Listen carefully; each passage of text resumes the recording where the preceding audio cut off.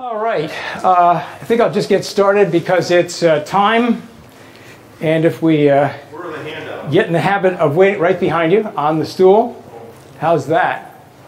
Doing my best to to be on top of it. Today's session is Digital Photography 2, and essentially it's going to deal with how to get off auto and how to handle lighting. And let me point out a couple of things. I've set this up a little different from normal. Handouts are right there, guys, at the door.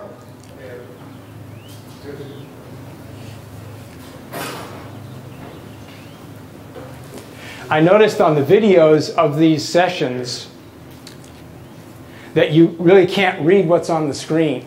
So I've set the cover camera up so that it just gets the screen. It doesn't get me unless I'm standing in front of the screen. So in those times when you see me doing that, that's because I would rather be on the screen and have some action going on rather than just having the screen. I also have this set up so that we can switch from what's on the screen to what's coming from this secondary camera.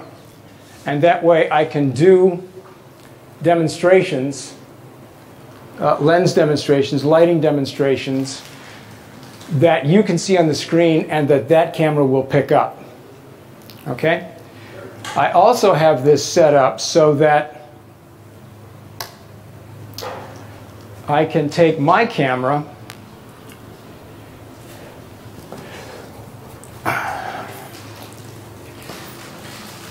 set up an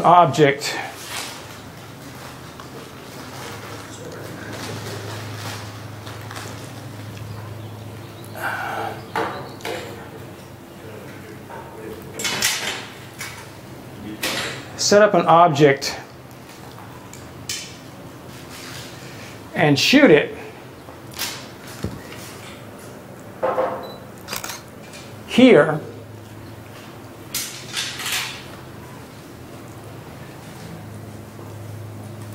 and you'll see the results up there. I have the camera tethered to the computer, and you can fire the picture either from the camera or from the computer.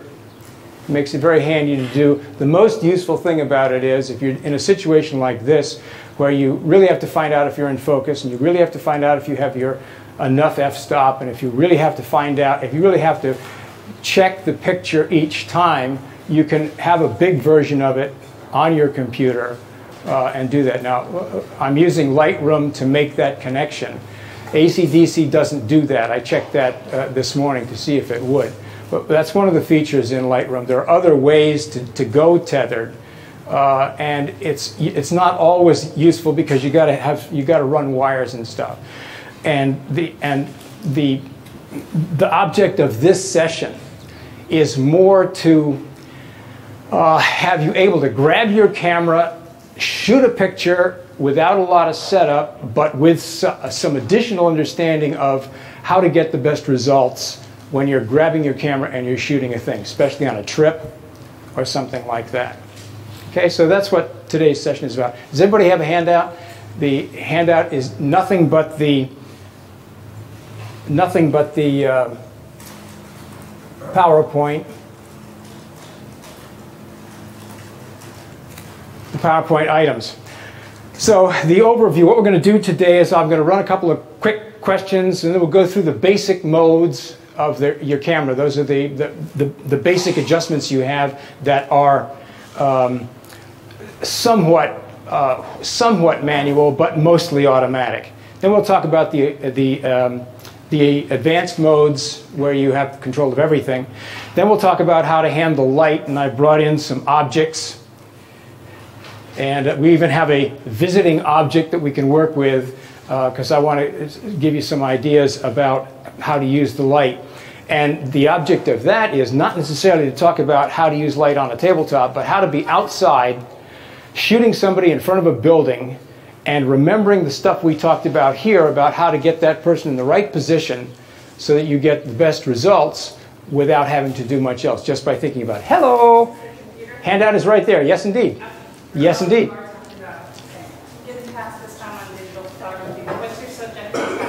Subject today is basic zones, something about the advanced modes on a camera, handling light, and then doing some demos.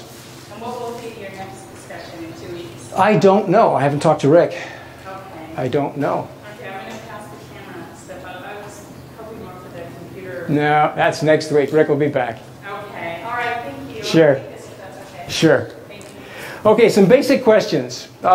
When are you likely to want to use the auto settings on your camera? All these cameras do auto, from the real simple to the more complex. When are you most likely to want to use auto and not have to mess with what the camera does? Any ideas? When you don't know what you're doing? Exactly. Perfect. Yep. What else? What else? On a trip. Okay, you jump out of the bus, you want to get that picture, you do not want to fool with the settings and stuff, you want to grab what you can. Maybe at a party, especially a party where the lights may not be, spread around, or real bright here and real dark there and something else in between. You are not going to want to fiddle around with your camera and try to figure out what the settings are. You're going to want to go with automatic. All right, so there are real advantages to that. And if you're in your car and somebody slams into you and you want to jump out and get a picture of the result, you want a quick picture right there. So there are real advantages to using the auto modes. I don't want to sell them short at all. They are spectacularly useful. You have in this little box an entire darkroom sitting there, and it does amazing things for you on auto. We'll get to full auto mode in a minute, but among other things, this will change the f-stop, change the handout right there. It will change the f-stops and the shutter speeds, and change the ISOs, and it will even do some color adjustments in the camera that you don't have to worry about. And there are times when that is absolutely advantageous, and you want to use those. Okay, times when you want to use non-auto settings. Any suggestions? Non-auto, where you want to have some control of what you're shooting. What's that? Special effects. Special effects, okay. You want to shoot individual things for a eventual composition into an entire single frame, okay. Landscape, you want to be focused from here to there, and you want to know that it's going to be in focus from here to there. So you're going to want to do some manual settings. Low light level, maybe you want to be sure that you've got enough exposure, so you may want to set your ISO manually. Shooting birds, you're going to want to make sure you're on a high shutter speed and that it stays on a high shutter speed and doesn't get mixed up by looking at the tree and deciding you want to shoot the tree instead of the bird. Any kind of sporting event, you want to be sure that your camera remembers that you're doing a sporting event. And maybe the auto sports setting will do the job, and maybe it won't. So you want to know what the difference is. And let me say again, the purpose of today's session is not to have you run out and read your manual, though I must say I do still read the manual every now and then to pick up what I missed or what I might not know about. The idea is you walk into a scene and you say, oh yeah, based on what I figured out, based on what I heard, I should be doing this, this, this, and this. And you immediately do them and you shoot it. Or you do one of them. Or you know that you didn't, and that's why you didn't have it. Any of those things. So the purpose here is not to get heavily involved. The purpose is to say, okay, if I make these few minor adjustments, I should be able to get better results. Anybody want to describe what the light is in this room? Low. Low, okay, it's good. Yep. I'm gonna swing this aside so that you see this as lit by the room, as opposed to, and then let me switch over to the camera so you see what this looks like what this looks like just by itself. Okay, the light is low. Do you see any sharp shadows anyplace? No. All right, so it's a fairly diffused lighting.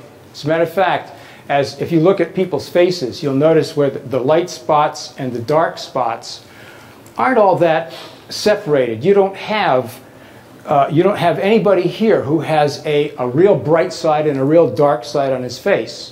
That's because the light is bouncing all over the room. We have white coming off the ceiling, white coming off the walls. We have daylight diffused coming in from that side, and it's bouncing back and forth. There's light all over the place in here.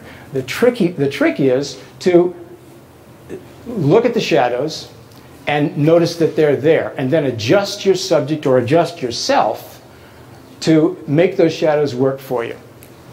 Notice the doorway. If we stand in the door, well, we're going to do that. We're actually going to stand in the doorway and see what that looks like. Based on what I've said so far, anybody got any questions? Okay, if you do, pop them up. Please don't wait for the subject. And I want to be sure that I want to be sure that you're clear on what we're doing every step of the way. If we're not, I'm not doing my job. Okay, shooting in auto modes, full auto. You turn it on, you shoot the picture. Now what does it do for you? I mentioned that sort of already. It does the ISO. That's the sensitivity of the chip. It can go from 1 to 1600 or 3200. In other words, it can handle very, very low light if it needs to, or it will work with the smaller ISOs if there's enough light available.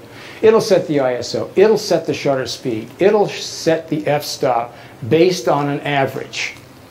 It says, okay, based on the light on this room, we're going to shoot with such and such. You get a reasonable picture. You'll get a reasonable picture. Now the thing is, if you're on full auto and you want to make it slightly underexposed for some reason, you can't do that on full auto. It won't let you.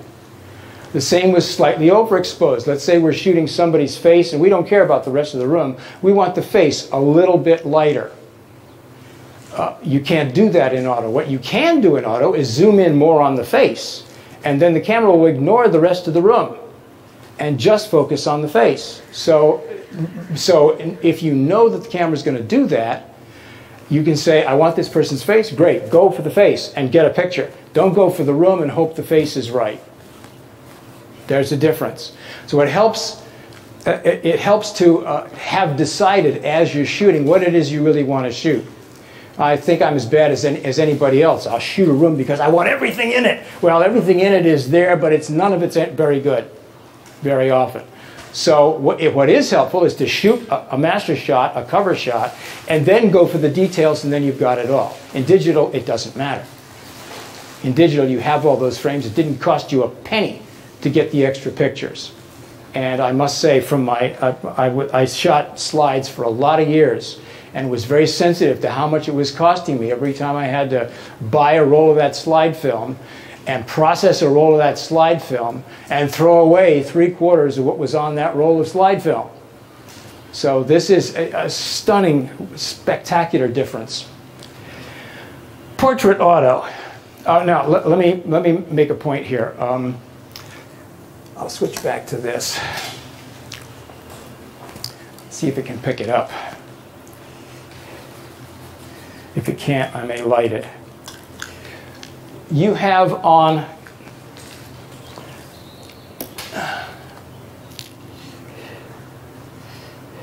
okay. Let's see if this will pick this up. Is that seeable? Well, what we're after is this ring. What we're after is this ring, and those are the various modes. Now, even the little cameras have a bunch of modes. They may not be on a dial, but they're on a menu someplace. All right, and having the modes on a dial is very helpful. It gives you a visual of what they are. Now, will that? I think this is busy. That's clear enough for what we have here. Let me go back to my screen.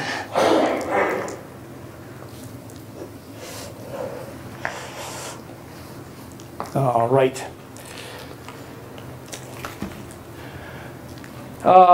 Portrait Auto. Portrait Auto gives you a larger f-stop. And what does a larger f-stop do? Anybody remember that? Larger f-stop is the smaller numbers. Think of an f-stop as a fraction. F16 is like a 16th, using a 16th of the lens.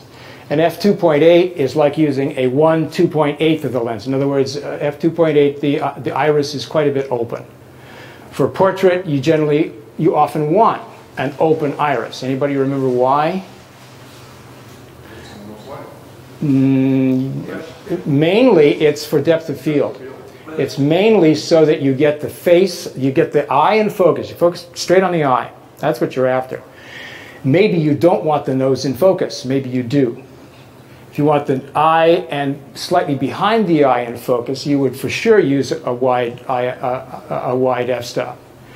The more you close it down, the more of the head and the nose and the face stays in focus. And there are times when you want that and times when you don't. You for sure don't, if you're doing portraits, want any of the background in focus. You want that all fuzzy, unless for some reason you want the background. But generally you don't. And the auto portrait setting on your camera will say, oh, okay, fine. Open up the f-stop, close down the shutter as it needs.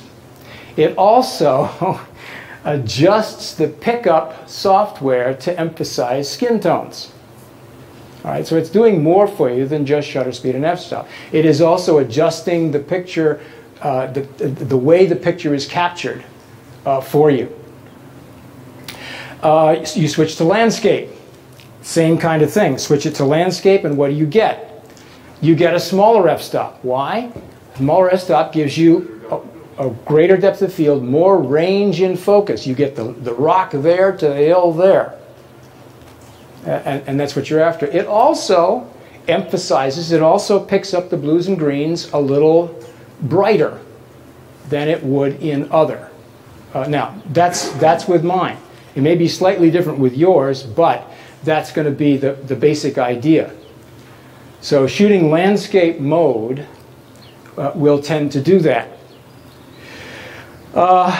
Close-up auto picks up, it knows that you're going in close on something, so it's ready for small areas. It's ready for selective focus. It's ready for an f-stop that will handle that.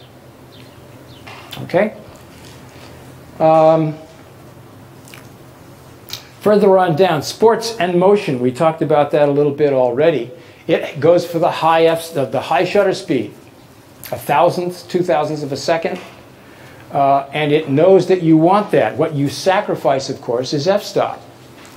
Means you're shooting a fairly wide f-stop. That means what's in focus will be in focus and not much else. Very often that's what you want. You don't want necessarily the crowd back there in focus. You don't necessarily want all the grass in front in focus. Another adjustment you can make is to change the focus points on your camera. Your camera has a series of focus points. There's a center focus point, and then there are focus points all around. And you can select one of those to be your focus. And that way, if you want to lead a runner, you might use one of the right-hand focus points so that anything on the right side of the screen is what is focused. And that way you can lead him slightly, or if you want to stay ahead of him, you might use the left side focus point. And that way anything over there stays in focus and everything on the other side doesn't count. But the advantage to the sports motion, the sports, is that you get a high shutter speed automatically. Unfortunately, or fortunately, depends on what you need, you also may get a high ISO. The lowest ISO on this camera is 100. The ISO on the old slide cameras, the Kodak, used to be ASA 25 and 64. We all shot at 25 and 64. Those are that's pretty slow film. The lowest on these is 100. And that's because these actually pick up a great deal of detail and work very nicely. But when you get up to 800, when you get up to ISO 800 or 1200 or 1600, you introduce a lot of noise into the picture, a lot of black speckles, especially in areas that have large, even coloring, either black or white or some color. You pick up a lot of noise. So you don't necessarily want the high ISOs. If you're shooting outside Saturday afternoon and you got people running up and down the field, you're probably in pretty good shape on the sports motion auto setting. You probably do pretty well. But if you're looking for something specific, you might have to go manual, or you might have to go to one of the more advanced settings. Yes. What's the icon for the sports motion? What's the ISO? Icon. Oh, the icon. Oh, the icon is the runner going like this.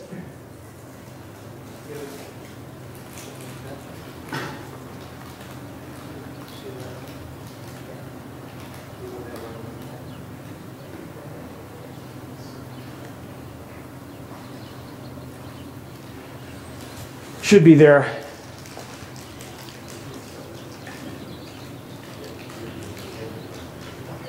Okay, I'm sure we'll find it. Sorry I didn't put the icon up. I'll know to do that next time. Okay, night portrait. Night portrait is handy. And one of the reasons I'm going through all of these in even this detail is you probably never used night portrait. And if you have it there, try some out. I use a variation on that whenever I'm shooting a project of some kind. Night portrait gives you a low shutter speed and flash. And the nice thing about that is, let me tell you a little bit about using flash with your camera. When you're working with flash on your camera, the exposure for the flash isn't the shutter speed at all. It's the f-stop. And you have to, if you can keep that in mind, you're a step ahead. The shutter speed on a flash picture almost doesn't matter. That's because the light is so bright, the flashlight is so bright, and generally so overpowering to the other lighting available, that the flash is what is it controls it. That means you can set your flash at 1/5 of a second. You get the same picture. You can set your flash at 1/60 of a second. The same picture, except when you work with a slower shutter speed, you get some of the ambient light in addition to the flash. And that means if you use a high shutter speed, the background is black and you get your flash picture. If you use a slow shutter speed, same f-stop, slow shutter speed, you get some ambient background in there along with your flash picture. The flash part of the picture looks exactly the same, but your background comes in or comes out depending on what your shutter speed, and that is spectacular. That is spectacular. When you work if you're working with flash and you're working in manual, you can put the shutter speed to 1/5 or 1/10 of a second. 1/5 or 1/10 of a second. Shoot your picture. And because you can't stand perfectly still, the background will be these kind of swirly colors because you're using a slow shutter speed. And the flash will be sharp and clear. The flash part, the person in the picture will be sharp and clear. So it's a lot of fun to play with. And the night portrait setting does that. Maybe not as much as you would want, but that's what it's set up to do. Shoot the flash with a more or less with a lower shutter speed to give you that kind of person in a place picture.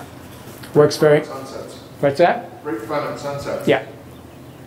Yep. Because you'll get the color, and the flash will pick up the people.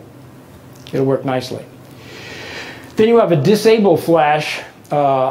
Probably your flash is going to have a disable mode someplace, so that if you're shooting in the church and you're shooting whatever's going on, you don't want the flash to go off, you set your camera that way. So it's an auto setting. It still will give you the auto settings, but it won't fire the flash. Okay, it can be useful. Yeah. Doesn't the color change too? It seems kind of yellowish sometimes. With the flash off, I guess it depends on, I don't know that it does it on purpose. Like in museums or something. You're stuck with whatever the museum lighting is. And if you set your camera on a particular light, let me give you an example. It wasn't indoors, it was outdoors. I shot this beautiful snowy hillside with trees and snow all over the place. And it was early in the season in October, and there were these orange aspen also in the picture. And I got my picture back, I looked at it, got it back, I put it on the computer. And the aspen was sort of bleh. There was no color in it. And I had carefully set my camera at daylight, no problem, it was daytime. What I hadn't factored in, it was an overcast sky. So I wasn't shooting daylight, I was shooting overcast. I changed the color temperature, and boom, all the colors popped out. All the colors popped out. Now, if yours is slightly off color, once you're in your editing program, try sliding the white balance back and forth a little bit, and that will probably clean it up. It's spectacularly powerful to be able to do that, and you don't notice it very often until it's far enough off that you say, how could my camera miss by that much? It didn't. It was photographing the light was there, and we of course automatically adjust for the light all the time anyway. So you put it in your editing program and just run your slider and you fix it. Astonishing. Then Creative Auto. This one has Creative Auto. You may or may not have something like that. It gives you a series of sliders on the back of the camera, and you can slide it for blurry or less blurry, which means it will change the f-stop for you. It doesn't say f-stop. It says it's blurry or less blurry. Okay. Then there's another little slider. This is lighter or darker, and that's shutter speed. Okay, shutter speed. Thank you. So if I want to not know what my camera is doing, particularly, I would go to Creative Auto and I run the sliders back and forth based on that language, and it would give me some adjustability. So I could change the f-stop, except they call it blurry and less blurry. I could change the shutter speed, except they call it lighter and darker. You can change the effect mode. There's a series of settings in your menu. One of them is landscape, one of them is portrait, one of them is macro, one of them is, I forget what the rest of them are. You go into, my camera is set on landscape all the time. That's the way the chip sees the picture. It has nothing to do with the settings on the camera. It has to do with the way the chip sees the scene. And I actually don't have a breakdown of that here. And it's probably not something that you would do anything with on any regular basis. But just know that in your camera someplace, there's probably a mode setting for portrait, landscape, and so on, that will tell your camera chip how to treat the scene that it's seeing, in addition to whatever lens settings you give it. Okay, that can be useful. Most of the time we're going to edit these anyway. I had mentioned in the auto mode, the camera will set itself for the ISO. And on my camera, it's 100 to 1600. The newer cameras, this is mid-range. The higher-end cameras would go to 64,000 or something like that. They're massive, amazing, amazing pickups. In the portrait, on this one, you're set at 100. So if you want to do low light level portrait, you know you're going to be looking at time exposures because you may need to collect enough light. If you're working in auto ISO in manual, it's fixed at 400. That's not too bad. I've actually gotten nice with this range of camera. This is below the $1,000 mark. ISO 400 is very acceptable. You can get some nice big pictures at ISO 400. 800 works on this too, but if you go to 12, you're starting to pick up some noise. Mainly, you want to stay in the 100, 200, 400 range if you can. If you're talking about making pictures that go up on the wall. Autofocus points. Oh, I did do autofocus points. Okay. Let me see if I can give you a picture of what the autofocus points are here. You probably already know about them. Let's see what we've got here.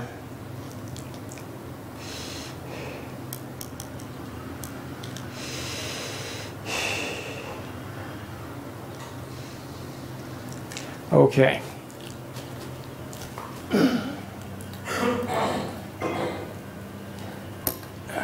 Okay, switching over to the camera.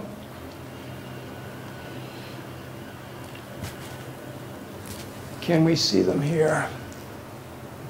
That sure doesn't like to focus on that, does it? Let me double check and make sure I'm on autofocus. Okay.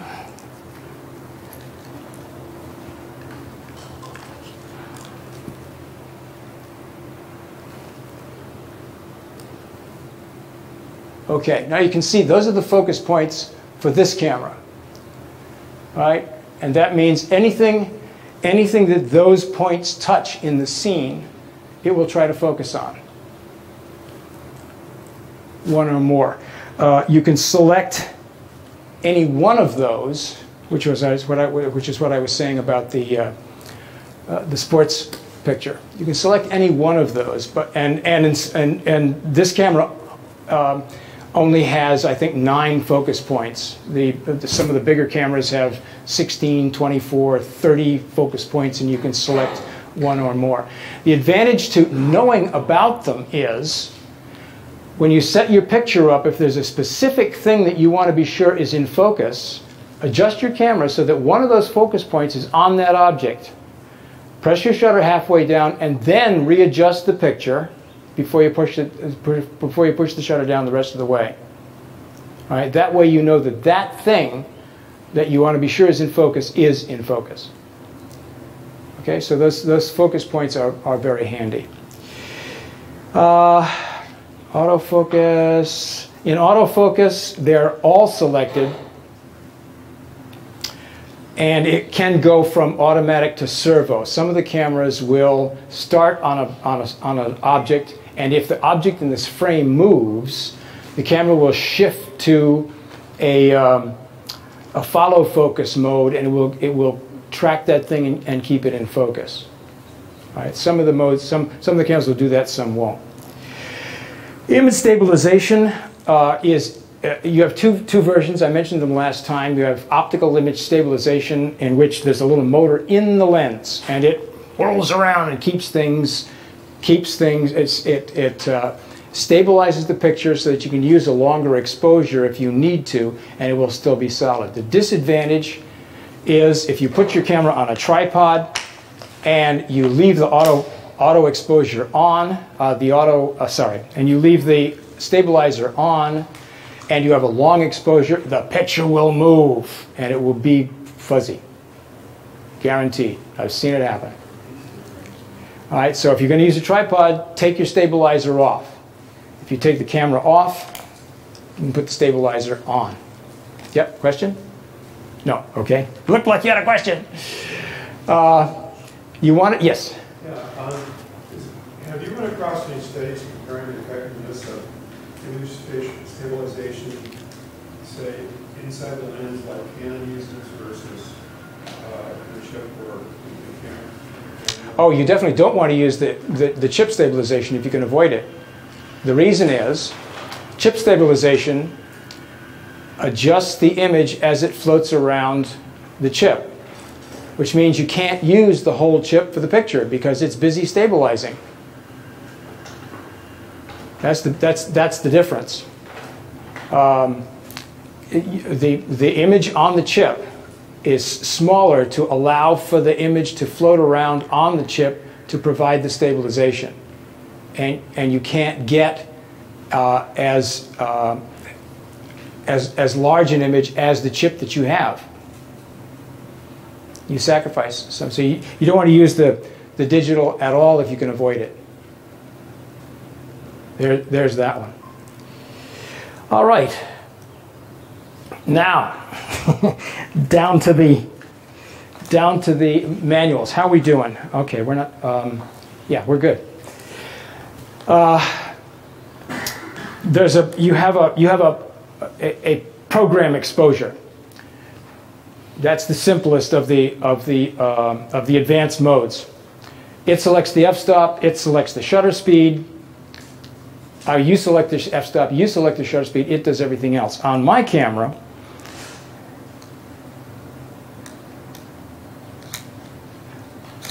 I can tell it to over and underexpose, but that's about all. You can. Sorry. Well, actually. You have all the prints on your face. I just see the print or your face. Ah. Shucks. How about if I go down here like this? now I have a blue face. All right. Program mode allows you to slightly overexpose or slightly underexpose simply by adjusting that in your camera. But you don't have a lot of control of much else. It's fairly limited. Now that's exactly the opposite of what I said there. You can make the changes, but you can't make them quickly. You have to go off program, do some settings, come back to program, and then decide whether you're going to overexpose or underexpose. TV, time value, that'll mess you up every time. That's shutter speed. I don't know why they didn't put SP there, but they didn't. They have TV, time value. Now this is perfect for birds, and this is probably what I would use for birds if I were doing any kind of auto work. Sports, anything with any kind of motion, go for the T value. That way you can set your shutter speed, and because it's set for that, whatever little knob you use for changing the settings is immediately available to you. That's the advantage to that. So you want shutter speed of 1250, great, got it. And it's immediately going to give me an f-stop and now what it's telling me is the best it can give me is f4, and that's underexposed for here. So that's okay. It'll take the picture, but it'll be underexposed. It's telling me that. If I go to a higher ISO, I'm going to take it up to 3200. Okay, it's still telling me I'm underexposed for in here. So if I want to do 1250, I either got to pump a lot of light in, or I got to take the picture and do the best I can to fix it afterwards. But that's the advantage to that. TV, time value, any situation where you want to make sure the speed stays high. Aperture value. My camera is in aperture value 95% of the time because I'm mainly looking to keep my depth of field in. I want to be able to have stuff in focus, and I want to have as deep a range as I can manage. Most of the time, I don't care what the shutter speed as long as it's not too slow. Anything under a 60th, I'm going to need to possibly or make sure the stabilization is on, or I've got to use a tripod. The tripod is in the car all the time, so it doesn't matter. So mainly I'm doing aperture value. And the same thing. The little knob on the previous setting, the little knob that changed the speed now changes the f-stop. Real easy and quick settings. No problem.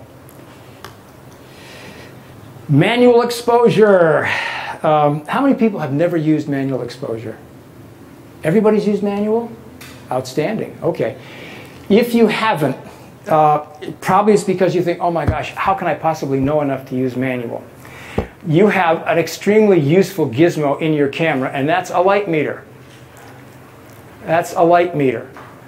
And it will tell you whether you're overexposed or underexposed. And if you're in manual, you select. The camera doesn't tell you. You select. Different ISO, wonderful, change it. Different shutter speed, wonderful, change it. Different f-stop, Same thing. Until the little mark goes to the center. And then you're good. You're in manual. You're doing it. You're telling the camera what to do. And you're good. You've got a perfectly good exposure. Now, the advantage to manual is, let's say you're at the beach and you want the faces a little brighter. Great. Bring the little knob, make some changes. Change your f-stop, open it up a little bit, or change the shutter speed. Close it, open it up a little bit. Make the little knob go to the right of center, and that will overexpose slightly. That will give you the shadows brighter. Of course, you lose the bright things. Let's say you want the bright things more details, so you bring the exposure down, you underexpose some. I've got to say, when I'm shooting the street events up in Santa Clarita, I'm on manual the whole time. And that's because as the light changes, I'm checking the meter, checking the exposures, and as the light adjusts, I just make minor adjustments so that when I get done, things are pretty consistent because I've been keeping track of the light as it's going. And since I'm using flash a lot, as long as my subject is the same distance between me and the camera, there's no change anyway. So if I've got my exposure set for 6 feet away, anytime I get within 6 feet of somebody, I just shoot. The camera doesn't have to tell me anything. It's already there. Very handy. I use manual for flower pictures all the time. Any kind of close-up stuff, any kind of tabletop stuff. Anything where I have time to fool around with the picture, I will very often go to manual because I can make minor changes and know they're going to be consistent. Now, this camera has another one called auto depth of field. You look at a scene, and it identifies all the focus points, and it tells you what f-stop you should use to have all of those in focus. I have found that not useful at all, but it's there. All right, someday I may find that it's useful. We'll see. All right. Any questions about the camera that I confused you about or that I didn't mention? Some of the cameras don't use TV, they just simply use S. S, okay, shutter. Or speed. Yep, speed. Good. Anything else? What do you mean by noise? Noise is little black speckles in the picture that weren't there, except when the camera took the picture, the chip created little dead spots, little black spots. And that will happen on any chip that has low light level and you're really working it hard to get the picture, long exposures. You lose sharpness. And you lose sharpness, yeah. Yeah, it's something you want to avoid if you can. Available light. It's the light that's available anywhere. In here, we have available light. And it's entirely satisfactory, you'll notice. You can read perfectly well. If I go to auto, let me see what I get for a photograph here. I'm reading, I'm going to put my stabilizer. Don't shoot into the projector. What's that? You've got light coming in from the projector. Thank you. Okay, now if I switch this over, you should see that.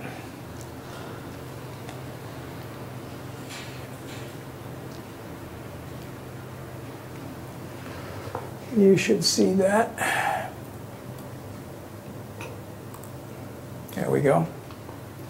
Now notice it's oh, you should see the, oh, I'm sorry, I'm going to switch back again.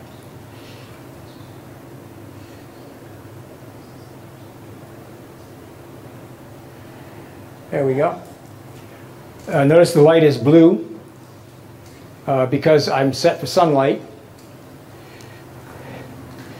And this isn't sunlight. And that's true. Let's see what I get.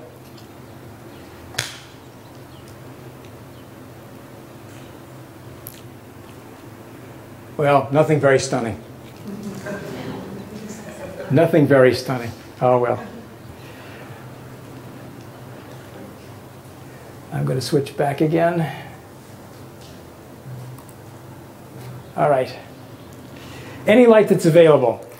And as I mentioned at the beginning, the reason for having an idea what the facial shadows do and where the highlights are is so that when you walk into a place, you can be able to use it most effectively. I'm going to switch this around. Open up here. Switch over to the camera.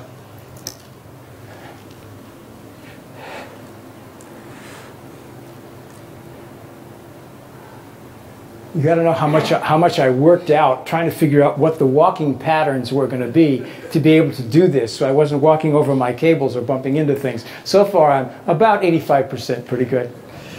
All right.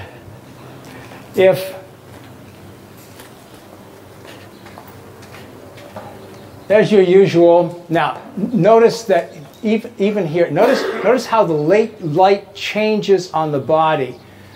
Out here, you got you're pretty well open. Take a little step in, we're getting some dark in the front.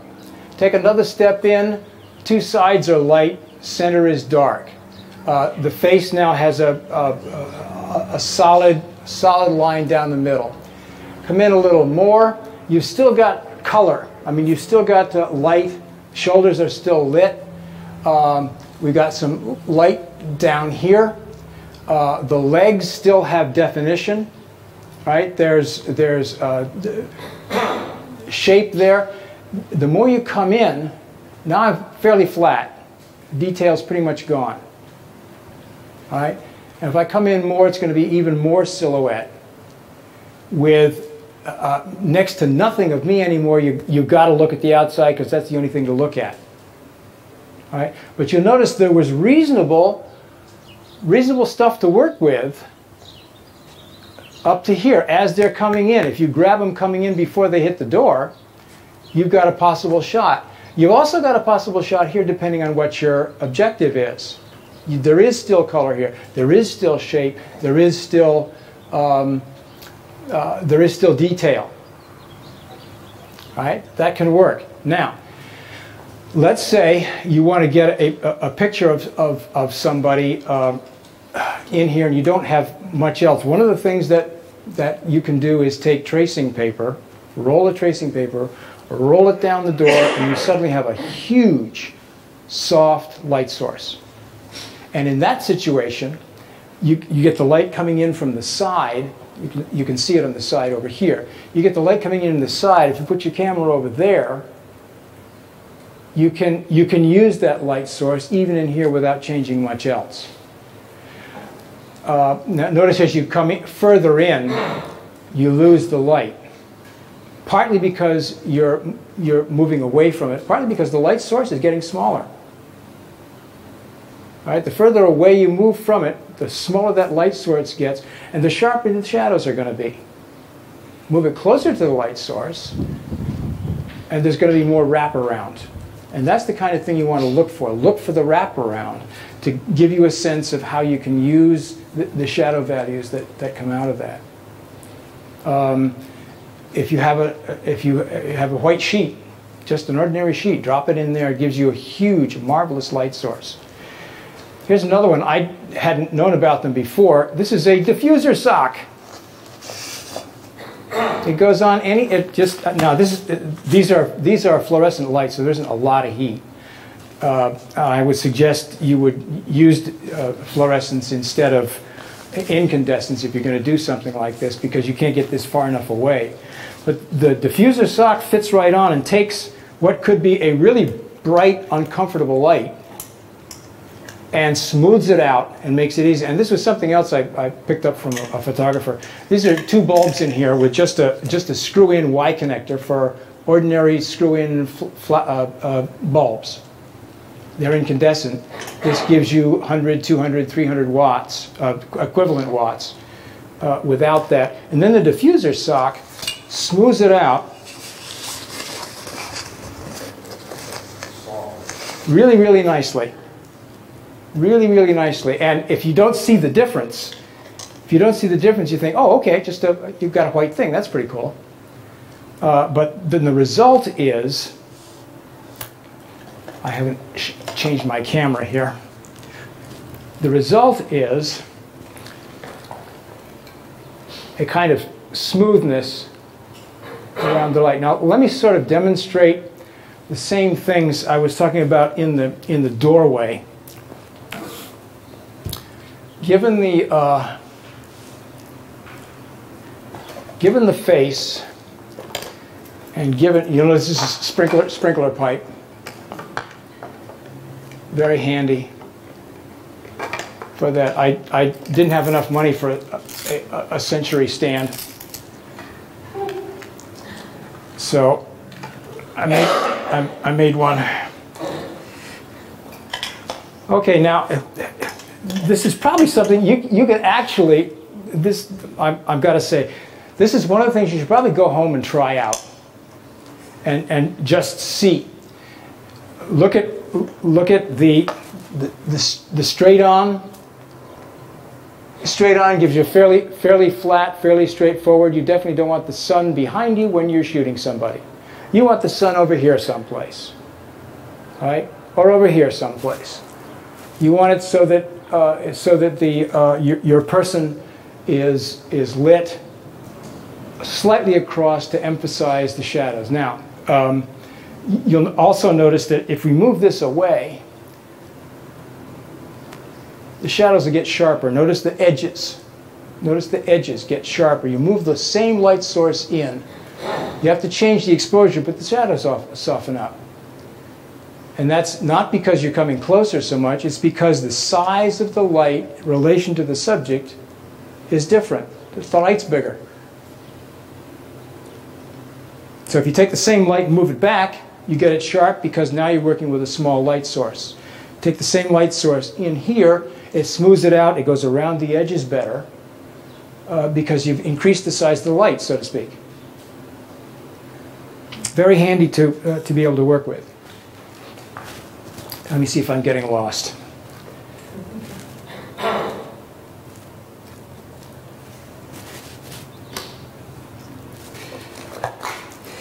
Now this next little bit is not intended for you to go out on the beach, hold up your camera and say, okay, what kind of light have I got? That's not the objective here. The objective is to give you some descriptors to talk about light. And we'll start with hard light and soft light. Hard light tends to be something where you get strong, sharp shadows.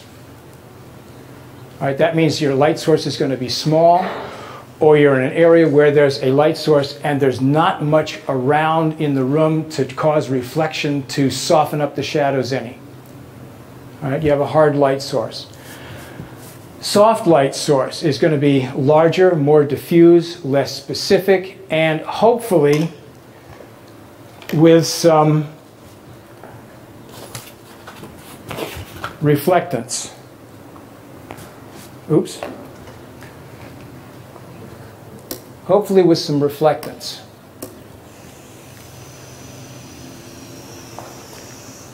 Take the same light source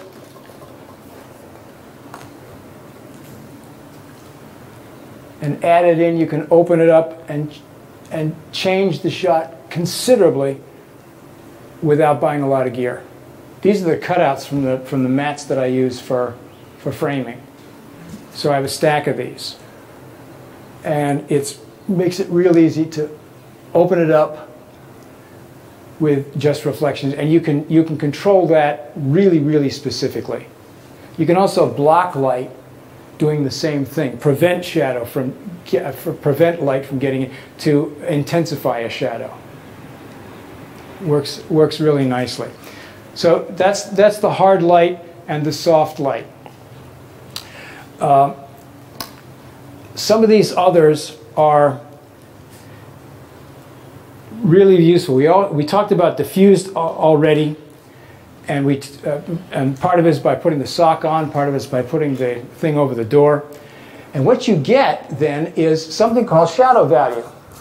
And you're looking at it in here already. You're looking at the lit side of people's faces, the shadow side of people's faces, and the shadow value is what you control with a reflector, or by adjusting the position of the head so that the shadow value gets adjusted.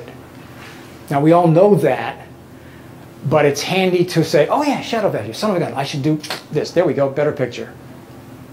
All right. Then there's another cool thing called transfer value, which is the edge of the bright light, where the bright light meets, where the bright meets the dark. That shadow value can be sharp or less sharp, depending on how you again make that adjustment. And for me at the moment, the transfer value is something I want to look at in more detail. That can be really cool. Because that transfer value is what allows you to make rocks look sharp or not, make faces look sharp or not, make buildings look sharp or not. These applications go to anything that you're shooting. I already mentioned size, closeness, and quality of light. The size of the light makes a difference. The sun is a tiny light source. Of course it produces sharp shadows all over the place. If you step into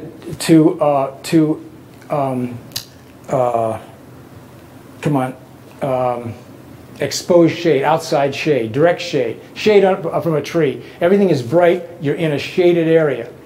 Suddenly you're not lit by the sun anymore, you're lit by the sky, which is huge. And it provides a much, much softer look, even though there's a lot of light coming down. It's coming down from a much wider area. But it's still fairly direct. So you've got the sun to shoot by, or the sky to shoot by if you can get in open shade. Or if you've got an overcast day where there just isn't any direct light, overcast sky can give you some wonderful things. As a matter of fact, you may want to shoot on overcast, shoot a special subject on an overcast day, because then you can put it in your computer and you can really work with it. Because everything is there, it's just soft enough so you can work it a little more. I had another thought come into head and it just bounced out. It'll come back. The other thing is the quality of the light. That's so elusive. The light, depending on how you would treat the light in here, you could treat this as if it's soft or not, depending on what your subject was and depending what your how close you went to something, whether you put them close to that wall. That wall is a spectacular. Both of these walls are spectacular shooting situations. I spent a whole day with a photographer who went around and every window and door, he would bring us in, he would put us around, he would say, okay, let's try this. Here's this light coming in, wonderfully diffused. Let's bring in a couple of reflectors. We'll light it up and spend a half hour shooting some models. Very interesting. This is a wonderful spot to work with. Now you don't have a lot of bright, but you do have really, really nice, soft light to work with. You may have to use tripods to get your shutter speed down, because your shutter speed may have to go down. But you have some really nice things to work with there. So hopefully what you get from this is you pick up your camera and you take a second look and you say, where's the light coming from? What kind of value it is? Do I need to move a little bit this way or that way? Can I make the work a little better for me? If you do that, we're done. You're on your way to the next level of being able to shoot really cool photographs. All right? Then, I mentioned this reflector already. Sometimes it's useful to get something that's more commercial. These kinds of things are available in various sizes. And they pop out. They have different surfaces. This one is silvered. On the back, you can turn it around on the back to use it as a blocker. Inside, you have gold. You have white. You have a whole little studio here to adjust whatever light you've got, and you're just carrying this thing around as part of your kit. It's if you can leave it in your car, pack it up nice, takes no space at all, and can give you some really nice results from it. I'm not suggesting you go out and buy one. This is a lot cheaper. And get good at using these before you consider buying something that's a little more complicated. The diffuser, I already mentioned, the diffuser is here. The tracing paper is a good thing to use. A silk, generally, a silk is usually white, and it usually mounts on a frame. When you see those car commercials, the car commercials have 20-foot silks over the top that are lit from the back, and all they got is all this light flowing down. That's how you get all that nice even lighting. Silks can be of any, and if they're going to use silk, it's mainly so you can use it and reuse it and reuse it and reuse it. For your purposes, tracing paper will do just as good a job. I made a note to bring a softbox, and I made a note to bring an umbrella, and I didn't bring either one. But that's beside the point. A softbox is just a fabric box with a metal frame inside that you put a light in, and it gives you a result similar to this, but it's a little more even.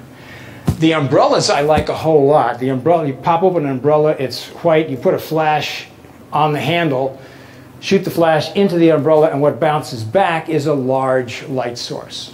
And the advantage to it is with flash, you can shoot at f8, f11 easily because there's so much light coming out of the umbrella that you can use smaller f-stops and nicer shutter speeds.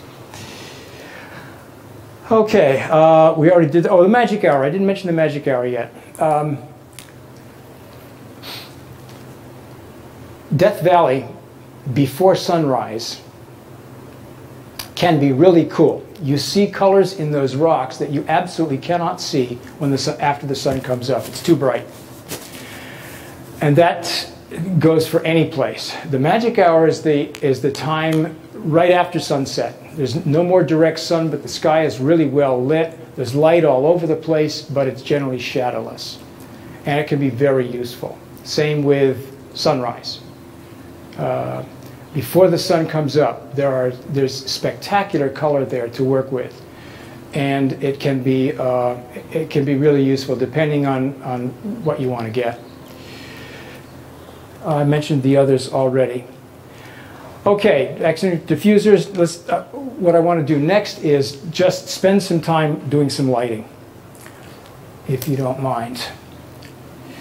We're going to we already worked with the face. This is a candle. I'm sure you spotted that already. Something's been sitting around our house forever. That's a special candle. Indeed. To make by my dancers when I did my choreographic pieces for my masters, and it is used here by my good graces because he never asked for it. That's true. You're right. I have never lived. I just took it off the shelf. All right, the purpose here is to take a look and see what happens as you move the light further and back, further forward and back. Now notice there's the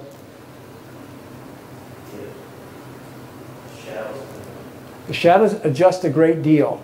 The highlights. Oh, I forgot to mention the specular highlights. These are the specular highlights right in here, the real bright spots. You want to be able to control those if you can. You want to make sure that they're small enough so they don't detract, but you need the specular highlights to identify roundness. And the best example is that is every portrait that you look at has a specular highlight in the eye. If it isn't there, then probably it's not that sharp a photograph. But it ought to be there. It tells you where the light, that specular highlight in the eye of a photograph, of a portrait, will tell you where the light is.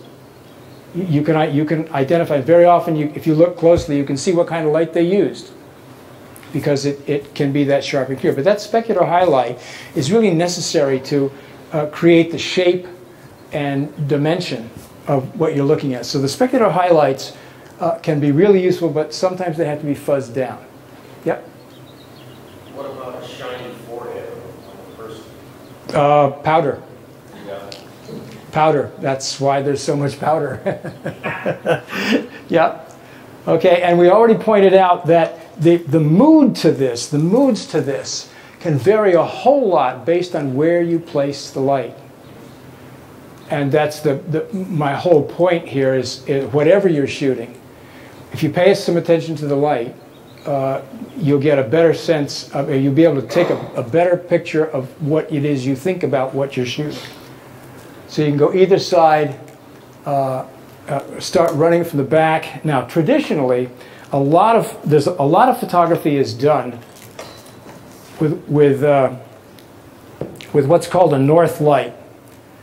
The light is right over the top, and then you change the shape of it. You change the subject just by reflecting that north light back into the subject, and that can be really useful. Take it to the other side.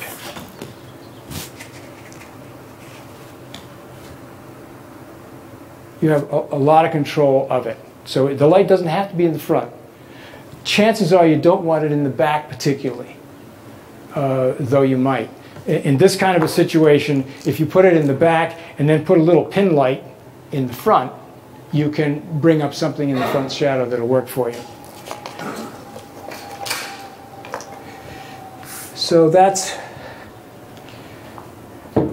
then this.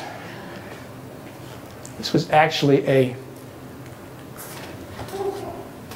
a Valentine's Day present from my mother. Wait, no, it was from you. Okay, sorry. Sorry. Oh my. I gotta check my script ahead of time, don't I? All right, and this this is real handy to fool with, only because you've got so many angles to work with, so much definition to be able to play around with, and just by doing this, you can get a sense of what to look for when you're shooting something that you want to be sure to get. Okay, now notice I'm inclined not to, let's see if I can do this. I'm just so much in my own way. Not to put it right dead front. It flattens out, you lose it entirely. You do not want the sun directly in front of your subject. It'll kill it every time. Let the sun get higher. Let the sun get off to the side, the other side. Try not to front light things. That's that one.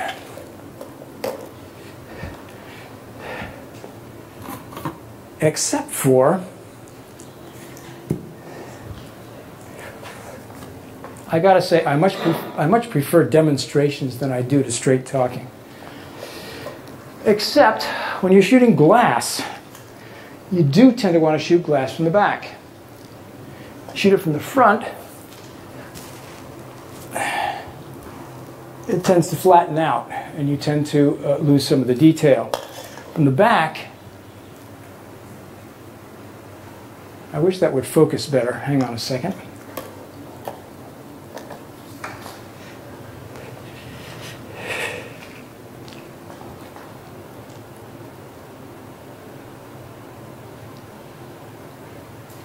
actually not bad. Now look where the light is. It's not even on it. What you're getting is bleed from the diffuser. You're getting reflection off the table. So you have a lot of light coming in from a lot of different places, and still you've only got one light sitting there. And it does help to be able to be close enough on it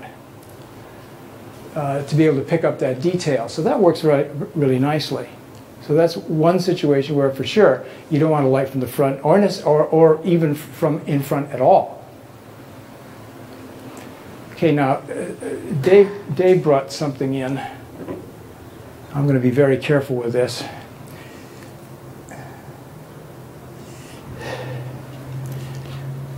Let's see if we can. Now you were concerned about the reflections off it.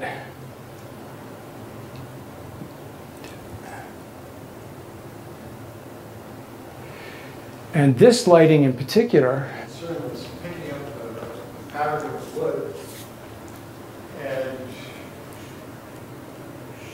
it's reflecting the light source. It's going to do that, right. Yeah, I haven't found a good answer to that. I'm trying to photograph marbles, large marbles. And what I read so far about it is work with a tiny light source a long way away to make the reflection small enough so that it's not distracting. That's the solution to that from what I've read. I haven't tried it yet. So that means you have to go for a time exposure. And it can be bright. It can be a bright, small light. But the reflection then stays fairly tiny in the reflection. The reflection stays fairly tiny, and you still have light there.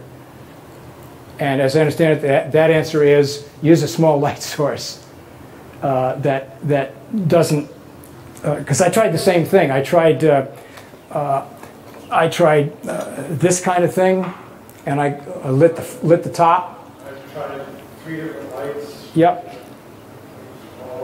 Yep. Yep. Well, as I understand it,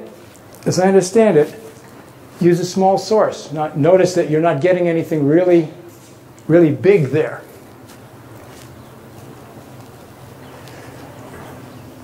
Oops, sorry.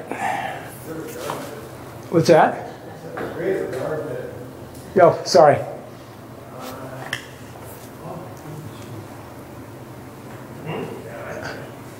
You can see. Yeah, you can see the light source up there and the windows over here, so we would have to block those.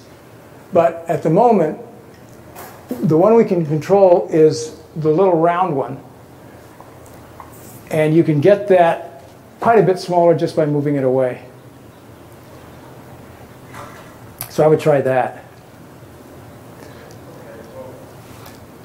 I've thought about taking a slide projector, and just projecting the light. It's real bright, real small, and you can get it real far away. So that's what I was going to try next. And I don't have a slide projector here to demonstrate for you. And one more. This is one of my favorite little. The nice thing about this is it too has a ton of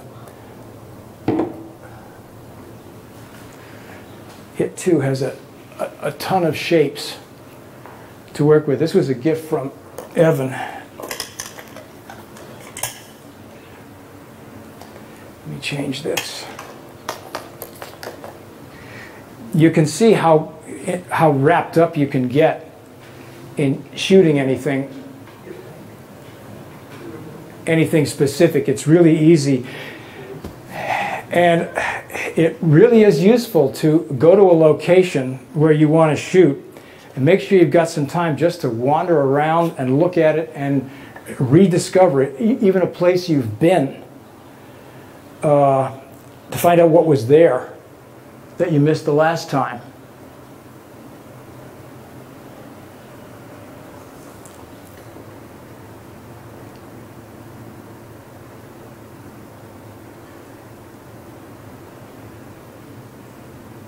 Now notice down here, you may want to work that specifically to make sure that that you have it the way you want it. And that, I think, is the secret to all of this, is notice those details that that will make your picture a little better just because you saw them. That would be the whole point to